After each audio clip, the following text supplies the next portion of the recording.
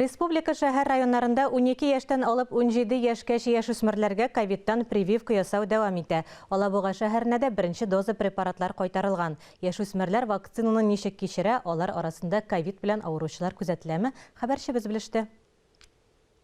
Павел Петров беренче булып коронавирустан Спутник М вакцинасын ясатырга килгән. Бу минем аңлы карарым. Бигрәк тә әтием коронавирус белән авыргач, бу чирнең ничек авыр үткәнен беләм, дип уртаклашты Суворов училищесының 17 яшьлек курсанты. Сам захотел делать прививку, все-таки с этой эпидемией нужно бороться, и вакцина – это один из... Прививка ясатырга үзем теләдем. Бу эпидемиягә каршы көрәшергә кирәк. Мин аны йоктырудан шикләнәм. Әтиәнем белән дә киңәшләштем. Ризалыкларын бирделәр. Шушы көннәрдә Алабугага ковидка каршы Спутник М яшүсмерләр вакцинасының беренче партиясе кайтарылды. Барлыгы 100 доза. Препарат 12-17 яшьлек үсмерләрне вакцинацияләү өчен билгеләнгән. Спутник V кебек үк вакцина дозасы белән генә аерылып тора. Балалар вакцинасының дозасы ылларныкына караганда 5 тапкырга кимрәк. Я лично считаю, что с учетом нашей эпидемиологической ситуации в стране, Мин үземнең якын туганнарымның сәламәтлеген кайгырту йөзеннән прививка ясаттым. Без бергәләп бу чирне җиңә алабыз. Әтиәни дә каршы килмәде. Табиблар температураны, кан басымын үлчәде, сәламәтлегем яхшы.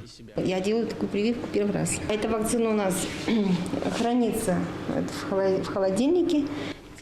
Беренче тапкыр шундый прививка ясыйм. Вакциналар суыткычта саклана 18 градус салкында. Ул 2 компонентлы. Ишатнадан соң икенче прививканы ясыйм. Башта педиатр үсмерләрне тикшерә. Яшь үсмерләрне ковидтан вакцинацияләү балалар поликлиникасында һәм ата-аналарның язма ризалыгы белән генә үткәрелә. Я вообще считаю, что ответственный гражданин, он несет ответственность как за себя, так и за свою страну. Минемчә, прививка башка кешеләргә дә ягын ясарга мөмкин. Кешеләр сәламәт булсын иде. Закон буенча, мин 15 яшьтә үзем дә хәл итә алам. Әлегә әтиәнем рапорт яздылар. Табиблар мәгълүматларына караганда, яшүсмерләр арасында ковид чире арту күзәтелә. Быелның гыйнварында Алабугада 10 бала авырган. Өлкәннәргә килгәндә бүгенге көндә коронавирустан 46230 кеше прививка ясаткан. Ания Гыйбадуллина, Гөлназ Гайни, Ойрат Шайгалләмов, Татарстан яңалыклары, Алабуга.